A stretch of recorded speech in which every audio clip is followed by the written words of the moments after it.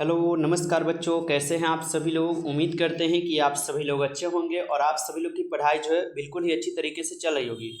तो प्यारे बच्चों, आज के इस क्लास में हम सभी लोग पढ़ने वाले हैं 12th बोर्ड परीक्षा के लिए मोस्ट इम्पोर्टेंट हिंदी के टॉप 10 लघु एवं दीर्घ उत्तरीय प्रश्न उत्तर को बच्चों, जो कि आपके बोर्ड परीक्षा में बार बार बच्चों पूछे जाते हैं। तो आप लोग अच्छे से जरूर इन क्लास को देखिएगा, क्योंकि यही प्रश्न आपके एग्जाम में छप जाएंगे, कोई नहीं जानता। इसलिए बच्चों अच्छे से देख लीजिए इन क्लास को और अच्छे से याद भी कर लीजिए, क्योंकि यहाँ से प्रश्न आपके एग्जाम में जरूर पूछे जाएंगे। तो बच्चों चलिए फिर क्लास को स्टार्ट करते हैं। उनसे पहले यदि आप सभी लोग जो है इस चैनल पर पहली बार जुड़े हों बच्चों, तो आप सभी लोग इस चैनल को सब्सक्राइब कर लीजिए और सब्सक्राइब करके आप सभी लोग ऑल नोटिफिकेशन पर जरूर दबा लीजिएगा, जिससे कि बच्चों जब भी क्लास स्टार्ट हो तो सबसे पहले उस क्लास का नोटिफिकेशन आपके पास पहुंच सके। तो आप लोग चैनल को सभी प्यारे बच्चों सब्सक्राइब कर लीजिएगा और क्लास को आप सभी लोग लाइक नहीं किए हों तो सभी लोग क्लास को जो है लाइक जरूर कर लीजिएगा। तो चलिए फिर क्लास को स्टार्ट करते हैं और आप सभी लोग अच्छे से हमारे बातों को सुनिएगा और पेन कॉपी लेकर बैठिएगा, जिससे कि आप नोटबुक पर लिख कर जो है याद कर पाओगे। ओके जी, तो चलिए हम क्लास को स्टार्ट करते हैं।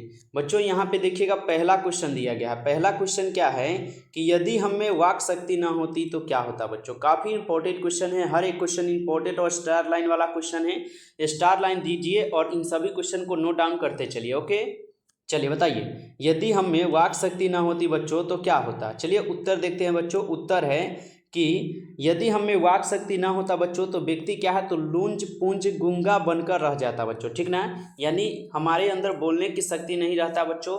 वाक शक्ति अगर हमारे अंदर नहीं रहता तो हम जो है किसी के सामने नहीं बोल पाते। अगर हमको अगर कुछ भी होता या आपको कुछ भी होता तो आप किसी से नहीं बोल पाते, ठीक है। आज अगर हम आपको पढ़ा रहे हैं तो ये वाक शक्ति के कारण ही पढ़ा रहे हैं, ठीक है।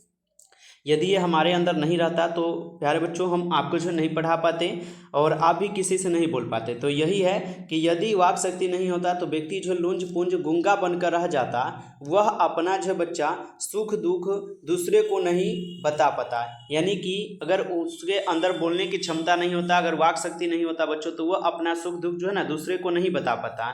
मनुष्य का इतना विकास जो हुआ है बच्चों, ये नहीं हो पाता, ठीक है। मनुष्य जो इतना विकास कर पाया है, डेवलपमेंट हो पाया है, ये भी नहीं हो पाता।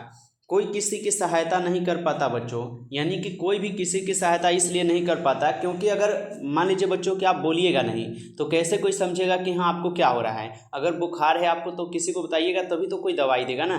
तो मान लीजिए कि अगर आप नहीं बोल पाइएगा तो फिर कैसे समझेगा। जैसे कि आप देखते होइएगा कि कोई अगर गूंगा होता है गाँव में, तो आप देखते होइएगा उनको ना बहुत कष्ट होता है, क्योंकि समझाना बहुत कठिन हो जाता है उनको ना। इसलिए वह जो है अपने तरफ से पूरा कोशिश करते हैं, लेकिन क्या करिएगा उनके अंदर जो है वाक शक्ति ना होने के कारण जो बच्चों वो नहीं बोल पाते हैं, ठीक है। तो ये जो है आपके इंपॉर्टेंट क्वेश्चन है, अच्छे से इनको याद कर लीजिएगा, आपके एग्जाम में पूछ देंगे, ठीक है बच्चों। चलिए आगे देखते हैं। आगे है बच्चों वाक शक्ति का महत्व तो क्या है, ठीक है। अच्छे से देखिएगा इन सभी क्वेश्चन को, काफ़ी इंपॉर्टेंट क्वेश्चन दे रहे हैं ये सभी क्वेश्चन बच्चों। बताइए वाक शक्ति का बच्चों महत्व क्या है, इनको समझिएगा। उत्तर दिया गया है बच्चों कि वाक शक्ति के कारण ही व्यक्ति अपने मनोभाव प्रकट कर पाते हैं बच्चों। यानी कि वाक शक्ति होने के कारण ही क्या है, तो व्यक्ति जो है बोल पाता है और अपने जो भी दिक्कत हो या जो भी सुख दुख हो ये वो बता पाते हैं बच्चों, ठीक है। तो मनोभाव को प्रकट कर पाते हैं, वह अपना सुख दुख एक दूसरे को बच्चों सुना पाता है। एक क्या है, एक दूसरे को सुख दुख में वो भी सहायता कर पाते हैं बच्चों। तो वह क्या है बोलते हैं तो यह समझते हैं कि उनको क्या दिक्कत है नहीं दिक्कत है, तो ये समझ कर क्या उनका दुख और सुख में सहायता भी कर पाते हैं बच्चों। तो ठीक है, इनको भी अच्छे से आप लोग लिख लीजिएगा और याद कर लीजिएगा, क्योंकि यहाँ से प्रश्न आपसे वहाँ से भी पूछ देगा, कोई ठीक नहीं रहता है बोर्ड एग्जाम के। इसलिए आपको हर एक क्वेश्चन बिल्कुल आसान से आसान भाषा में बच्चों दे देंगे याद करवाने के लिए। चलिए आगे देखिएगा। आगे है बच्चों आर्ट ऑफ कन्वर्सेशन क्या है बच्चों, काफ़ी इंपॉर्टेंट क्वेश्चन है कि आर्ट ऑफ कन्वर्सेशन क्या है। उत्तर देखिएगा, उत्तर दिए गए हैं बच्चों कि यह एक बातचीत की श्रेष्ठ कला है, ठीक है बच्चों। आर्ट ऑफ कन्वर्सेशन जो है यह एक बातचीत करने की सर्वश्रेष्ठ कला मानी जाती है। हृदय की बातचीत कला को ही बच्चों आर्ट ऑफ कन्वर्सेशन कहते हैं, ठीक है। सरहदे की बातचीत कला को ही बच्चों हम सभी लोग आर्ट ऑफ कन्वर्सेशन कहते हैं। तो आपसे एग्जाम में कहे कि आर्ट ऑफ कन्वर्सेशन क्या है, इनके बारे में बताइए, तो क्या बताएंगे बच्चों, यह एक बातचीत करने की सर्वश्रेष्ठ कला मानी जाती है बच्चों, सर्वश्रेष्ठ कला है। और सरहदे की बातचीत कला को बच्चों हम सभी लोग जो है ना आर्ट ऑफ कन्वर्सेशन भी कहते हैं। तो अच्छे से इन क्वेश्चन को स्टार लाइन देकर लिख लीजिएगा बच्चों और अच्छे से याद कर लीजिएगा इन क्वेश्चन को, ठीक है ना। ये नहीं कि आप जो देखें और छोड़ दिए, ऐसा नहीं कीजिएगा। जो भी क्वेश्चन दे रहे हैं अच्छे से याद कर लीजिएगा, अच्छा रहेगा बच्चों आपके लिए। चलिए आगे देखिएगा। आगे है बच्चों 4 नंबर क्वेश्चन है कि लन्हा सिंह का चरित्र था। चलिए बताइए लन्हा सिंह का चरित्र कैसा था बच्चों, उनके बारे में आपको थोड़ा बताना है, ठीक है। ये भी क्वेश्चन आपके लिए इंपॉर्टेंट है। तो लन्हा सिंह का चरित्र क्या था बच्चों, चलिए उत्तर देखते हैं। उत्तर है कि लन्हा सिंह उसने कहा था कहानी का नायक है। ये तो हम भी जानते हैं बच्चों, आप भी जानते हैं कि लन्हा सिंह उसने कहा था कहानी का नायक है। वह प्रेम की मर्यादा कायम रखने के लिए क्या है, तो शहीद हो जाता है बच्चों, ठीक है। तो लन्हा सिंह जो है बच्चों वह अपने प्रेम को मानने के लिए और उनकी बातों को मानकर और उनके ही लिए क्या है, तो वह शहीद भी हो जाता है बच्चों। वह सिख राइफल्स के जमदार क्या है बच्चों, वह राइफल्स नंबर 77 के सिख जमदार के रूप में जो ना सेना में जो है काम भी करता था। यानी कि लन्हा सिंह का नंबर कितना था बच्चों, 77 था। और क्या है, तो वह सिख जमदार के रूप में ना सेना में बच्चों काम करता था। कौन, लन्हा सिंह। और वह क्या है, तो धीर, वीर, निर्भीक और विलक्षण बुद्धि का जो युवक था बच्चों, ठीक है। बचपन में लन्हा सिंह जो है अल्हड़ बालक के रूप में ना दिखाई पड़ता है। यानी कि जब बचपन था उनका तो वह क्या है, तो एक अल्हड़ बालक के रूप में दिखाई पड़ता है बच्चों। परंतु 25 वर्ष के बाद एक वीर सैनिक बन जाता है लन्हा सिंह। यानी कि 25 वर्ष के बाद क्या है बच्चों, तो वह क्या है, तो एक वीर सैनिक बनते हैं और अपने देश के लिए जो है बहुत सारे कुछ करते हैं भी, ठीक है बच्चों। तो याद रखिएगा, काफ़ी इंपॉर्टेंट क्वेश्चन है ये, क्वेश्चन याद रखिएगा। यहाँ से आपसे ऑब्जेक्टिव भी पूछेगा कि लन्हा सिंह उसने कहा था क्या है बच्चों, क्या है, नायक है। सिख राइफल्स के जमदार लन्हा सिंह का नंबर क्या है, तो बच्चों 77 है, ठीक है। और लन्हा सिंह बचपन में किस रूप में दिखाई पड़े थे बच्चों, अल्हड़ बालक के रूप में पड़े थे। और लन्हा सिंह कितने की उम्र में वीर सैनिक बने थे, 25 वर्ष की उम्र में बने थे बच्चों। ये सब जो है आपके ऑब्जेक्टिव में भी यहाँ से प्रश्न पूछेगा, ठीक है। तो अच्छे से याद रहेगा तो ऑब्जेक्टिव भी बन जाएगा, साथ ही साथ सब्जेक्टिव भी बन जाएगा। तो आपका अच्छा रिजल्ट कौन रोक देगा, ठीक है। तो अच्छे से मेहनत करना है और पढ़ते चलना है। देखिए आगे है बच्चों, उसने कहा था दिव्य प्रोत्साहन की कहानी है या नहीं। तो बच्चों आपको पता है उसने कहा था कहानी का नायक जो है ये लन्हा सिंह ही है। और ये दिव्य प्रोत्साहन यानी कि ये क्या है, तो युद्ध के लिए भी है, प्रेम के लिए भी है बच्चों, ठीक है। तो ये बिल्कुल होगा, ठीक है। यहाँ पे उत्तर देखेंगे। उत्तर है उसने कहा था दिव्य प्रोत्साहन की कहानी बच्चों है, हम बोले हैं ना कि है, क्योंकि उसका नायक जो है यहाँ पे लन्हा सिंह है, जो कि प्रेम के लिए ही क्या है, तो अपना प्राण जो उत्सर्जन किया है। जो कि इनके यहाँ पे उसने कहा था कहानी का नायक लन्हा सिंह हो गए हैं। और वह अपने प्रेम की मर्यादा को कायम रखने के लिए बच्चों वो अपने आप में क्या है, तो एक शहीद भी हो जाते हैं, ठीक है बच्चों। तो याद रखिएगा, काफ़ी इंपॉर्टेंट क्वेश्चन है। आगे देखिएगा, आगे है बच्चों आप लोग का 6 नंबर क्वेश्चन। 6 नंबर क्वेश्चन कह रहा है कि उसने कहा था कहानी का प्रारंभ कहाँ और किस रूप में होता है। काफ़ी इंपॉर्टेंट क्वेश्चन है बच्चों। चलिए देखिएगा, उसने कहा था कहानी का प्रारंभ जो है कहाँ और किस रूप में होता है। तो उत्तर दिया गया है बच्चों यहाँ पे कि उसने कहा था कहानी का आरंभ जो है अमृतसर के भीड़ वाले बाजार से हुआ है बच्चों, ठीक है। अमृतसर के भीड़ वाले बाजार से हुआ है, जहाँ लन्हा सिंह और एक सूबेदारनी हुआ करते थे, वह दोनों मिले हुए थे, ठीक है बच्चों, उसी भीड़ वाले बाजार में, ठीक है। तो उसने कहा था कहानी का नायक जो है, यहाँ पे कहानी का आरंभ जो है बच्चों अमृतसर के भीड़ वाले बाजार से हुआ है। वहीं एक सिख लड़का और एक लड़की एक दुकान पर मिले थे बच्चों, ठीक है।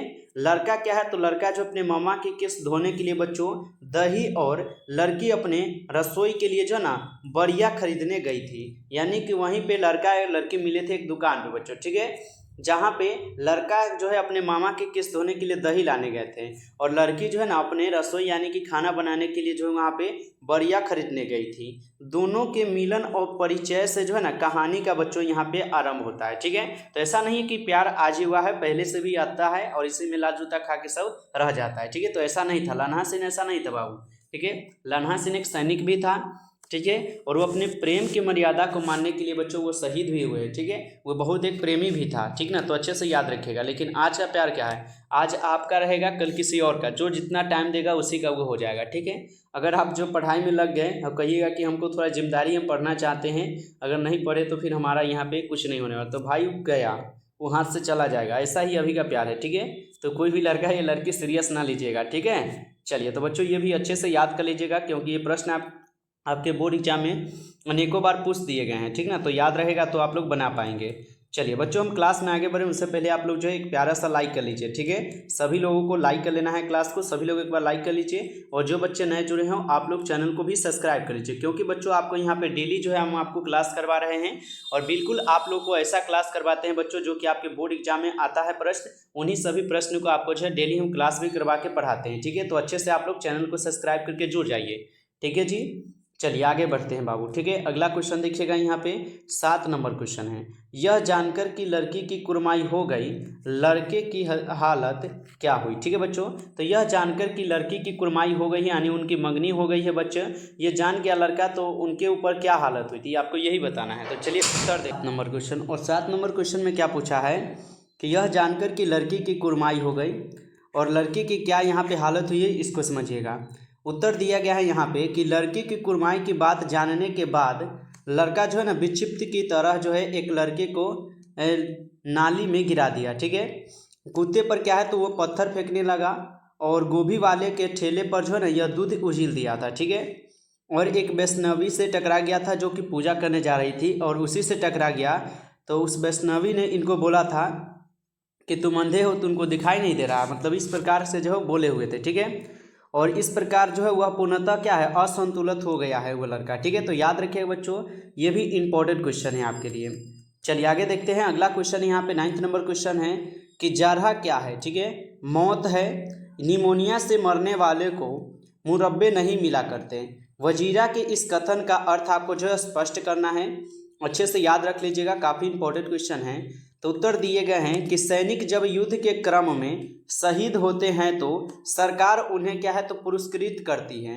यानी कि सैनिक जब अपने क्या है देश के लिए जब शहीद होते हैं तो उनको सरकार क्या है तो पुरस्कृत करती है।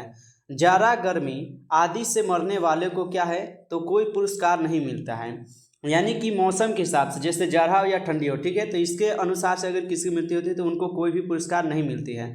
अतः ऐसी मौत को बेकार माना जाता है, अतः ऐसी मौत के जो है बेकार मानी जाती है। और देश के लिए जो है शहीद होते हैं उनको जो यहाँ पे क्या है तो पुरस्कार दी जाती है बच्चों।